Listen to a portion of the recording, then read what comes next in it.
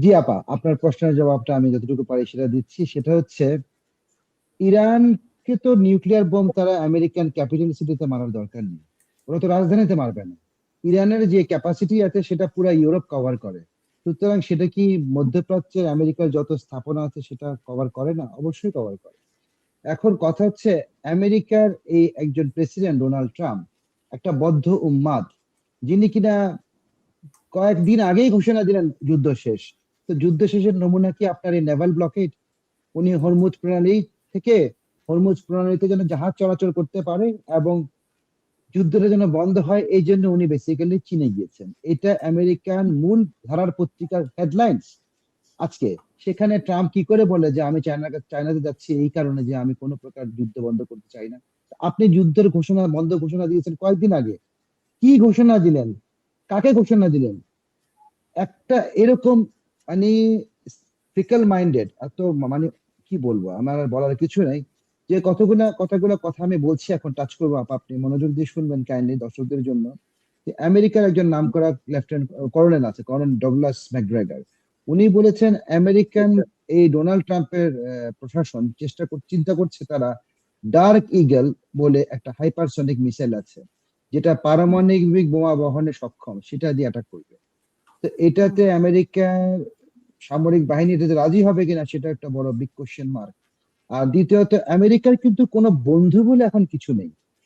আজকে একটা বিকালে একটা খবর দেখছিলাম, আমি আপনাকে বলি। সেটা হচ্ছে অস্ট্রিয়া, নট অস্ট্রেলিয়া, অস্ট্রিয়া, যেটা হিটলারের অরিজিনাল জন্মভূমি ছিল, ইউরোপের একটা দেশ। অস্ট্রিয়ার উপরে ট্রাম্প সাহেবের অর্ডারে ওখানে এয়ারফোর্সের আমেরিকান বিমান প্রবেশ করেছে। অস্ট্রিয়া কিন্তু আমেরিকার মিত্র। সুতরাং ওরা বাধ্য হয়েছে তখন অস্ট্রিয়ার বিমান বাহিনী যে ওই বিমান, আমেরিকার বিমানকে ইন্টারসেপ্ট করতে, এবং বলেছে আমাদের আকাশ সীমা ছেড়ে চলে যাও।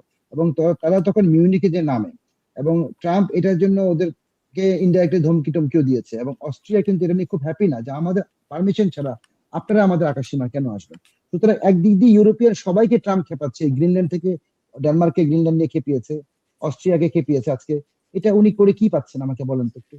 আর দ্বিতীয় কথা হচ্ছে, আপনারা একটা জিনিস যে, আপনি ডক্টর জিয়াং এর নাম শুনেছেন, দর্শকের সবাই ডক্টর জিয়াং এর সম্পর্কে জানেন। এখানে উনি কিন্তু অনেকগুলা ভবিষ্যৎবাণী করেছেন, যেটা আজ পর্যন্ত এখন পর্যন্ত কিন্তু আমি বলবো না উনি ভবিষ্যৎ বক্তা। উনি যে কোনো ভবিষ্যৎবাণী করে সেটা হচ্ছে বাস্তবতার নিরীক্ষে করেন। সেজন্য এগুলা সত্য প্রমাণিত হয়, আর বিশেষ কিছু না। ওনার ফোরসাইটনেস অনেক বেশি, এটাও সত্য কথা। উনি বলছেন আমরা এমন পর্যায়ে পৌঁছাচ্ছি, মানে ট্রাম্প এমন পর্যায়ে পৌঁছাবে যেখানে আর ফিরে আসা সম্ভব হবে না। সেটা কি পর্যায়ে? সেটা হচ্ছে পারমাণবিক যুদ্ধ। ইরান কিন্তু আপনার 60%, 60% পর্যন্ত ওরা পরমাণবিক ইউরেনিয়াম এনরিচমেন্ট যেটা বলে, পরমাণবিক আপনার পরমাণু প্রক্রিয়াটাকে uranium grade U-235, if I am not mistaken, ওটাকে এনরিচ করা হয়, উন্নত করা হয়। এবং সেটা 60% পর্যন্ত গুলো, 60% পর্যন্ত অ্যালাউড। ওর উপরে যখন 90% কিন্তু ইরান অলরেডি ক্লেম করছে আমরা কিন্তু 90%-এর দিকে যাচ্ছি। আমি এটা মানতে রাজি না যে যাচ্ছে, অলরেডি ওরা চলে গিয়েছে। কারণ ওরা যখন বলবে যে আমরা এটা যাচ্ছি, ইরানের কিন্তু সভ্যতার একটা মানে রহস্যজনক দিক আছে। সেটা হচ্ছে ওরা কিন্তু কখনো কোনো কথা অ্যাডভান্স বলে না, ডোনাল্ড ট্রাম্পের মতো। তারা করে কিন্তু বলবে এটা। সুতরাং তারা already 90% enrichment uranium, uranium enrichment করেছে। সেই জন্য তারা বলছে যে আমরা যে কোনো মুহূর্তে পারমাণবিক হামলার জবাব কিন্তু পারমাণবিক বোমার আঘাতে করব। এখন ইরানের কাছে কি আপনি তো জানেন না আর আমিও জানি না, শোনা যায় যে অলরেডি এই প্রোগ্রামে যাওয়ার আগে 12 থেকে 14টা ইউরেনিয়াম, নিউক্লিয়ার ওয়ারহেড, আণবিক মিসাইলের মাথায় যেটা বসাবে নিউক্লিয়ার বোমা, সেটা অলরেডি ইরান নিয়ে রেডিমেড রেখে দিয়েছে। এবং এটা কাউকে তারা বলবে কেন? তাদের সিক্রেসি কেন তারা ফাঁস করবে? এটা একটা গেল। আরেকটা জিনিস হচ্ছে যে আপা, এই যুদ্ধের পরিণতি কিন্তু আমাদেরও ভোগ করতে হচ্ছে আমাদের বাংলাদেশে। আমার এক বন্ধুর সাথে আজকে কথা হচ্ছিল, আমি আর 1 মিনিটই আলাপটা শেষ করব। উনি গতকালকে চিটাগং গিয়েছিল। উনি বলল যে আমি রেডিসন হোটেলে একটু দেখতে গিয়েছি লাঞ্চ করতে। আমি ওখানে দেখলাম যে অকুপেন্সি হচ্ছে লেস দেন 20%। প্রায় আপনার 80% গেস্টই নেই। তো আমি কারণ জিজ্ঞাসা করলাম। কারণ হচ্ছে যে আমাদের যে চিটাগং সমুদ্র বন্দর আছে, ওখানে জাহাজ চলাচল কমে গিয়েছে, অবস্থা খুবই কাহিল। সুতরাং এই জন্য আমরাও তো এফেক্টেড, বাংলাদেশিরা এফেক্টেড, ইন্ডিয়ানরা এফেক্টেড। কিন্তু চাইনিজরা কিন্তু এফেক্টেড হবে না। মজার বিষয় হচ্ছে চায়নার একটা সুপার ট্যাঙ্কার কিন্তু আজকে নাকের ডগা দিয়ে চলে আসছে পাকে। হুম হুম হুম সুতরাং হুম। ইরান কিন্তু চায়নার সাথে গ্রিন লাইট দিয়ে রেখেছে। তো ইরান ওই একচেটিয়া ব্যবসা করে যাবে, ট্রাম্প কিচ্ছু করতে পারবে না। ধন্যবাদ আপনাকে।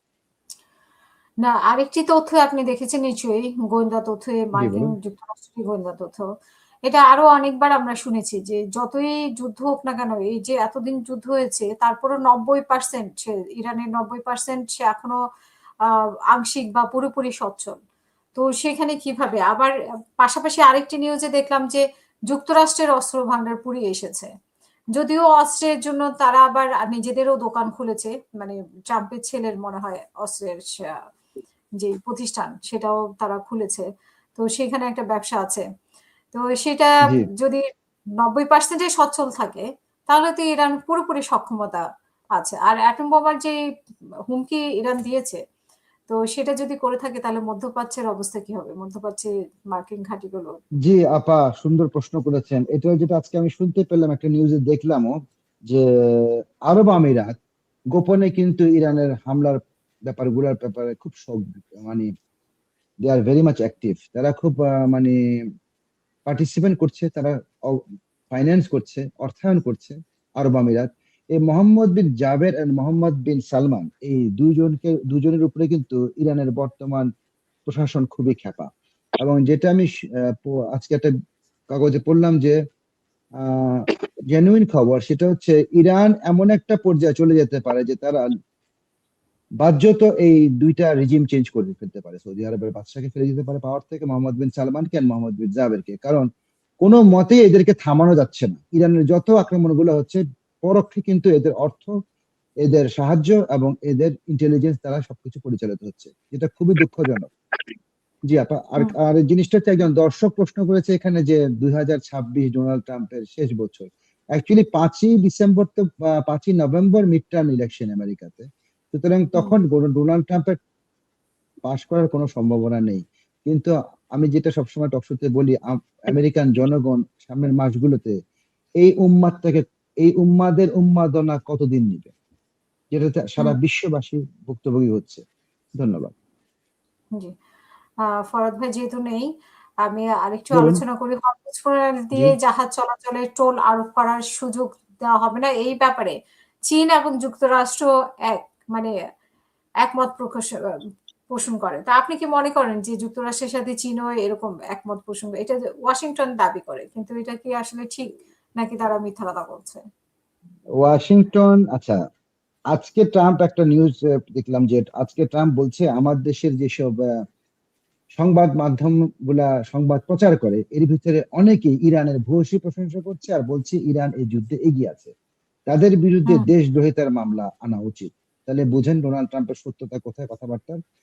ইরানের পররাষ্ট্র মন্ত্রণালয় থেকে আজকেই বলেছে যে ট্রাম্পের সফরের সাথে ইরানের কোন সাথে চায়নার কোনো সম্পর্কের অবনতি হবে না। এবং যদি তাদেরকে সম্পর্ক উন্নয়নের ব্যাপারে অগ্রাধিকার দিতে হয়, তাহলে চীন ইরানকে অগ্রাধিকার দিবে, আমেরিকাকে না। অবশ্যই, হুম কারণ দিতে বাধ্য। কারণ ইরানের পুরো তেলের উপরে চায়না ডিপেন্ডেন্ট। ওদের যে যে খার্গ আইল্যান্ড, যেটা ওদের সমস্ত তেলের ডিপো, এখান থেকে হুম মেজরিটি সাপ্লাই যায় তো ইরান থেকে চায়নাতে। চায়না কেন সাপোর্ট করবে না? এটা তো হুম। যুক্তিসঙ্গত। তারা আসলে, যে ট্রাম্প যেটা দাবি করতেছে যে ওয়াশিংটনের বা যুক্তরাষ্ট্রের কিছু মিডিয়া ভুল তথ্য দিচ্ছে, ইরানকে উপরে তুলে দিচ্ছে, আসলে তারাও তো মিথ্যা কথা বলছে, মিথ্যা তথ্য দিচ্ছে, মানুষকে বিভ্রান্ত করছে, তাই না, এগুলো কথা বলে। আমি ট্রাম্প ফরাদ ভাই এমন এমন কথা বলে, হাস্যকরী ব্যাপার আপা, যে বলে যে আমার দরকার নেই একটুকু সাহায্য ইরানের থেকে, আমি দরকার নেই আমার চায়নাকে ইরানের সাথে মধ্যস্থতা করার জন্য। তাহলে আপনি চায়না গিয়েছেন কোন আকলে? আপনি হুম কেন চায়না গিয়েছেন? আপনার পত্রিকাতে আসে আপনি চায়না নেমেছেন দুইটা কারণে: স্টেট অফ হরমুজ প্রণালী খুলে দেওয়ার জন্য, এবং চীনের সাথে, সরি, ইরানের সাথে চীন যেন মধ্যস্থতা করে। আপনি যুদ্ধের ডিক্লারেশন দিলেন কেন যে যুদ্ধ শেষ? তা আপনি যুদ্ধ তো চালিয়ে যাচ্ছেন, আপনি তো অবরোধ বজিয়ে রেখেছেন। এটা কি ধরনের মুনাফিকি আপনি আমাকে বলেন আপা। ধন্যবাদ। জি, ফরাদ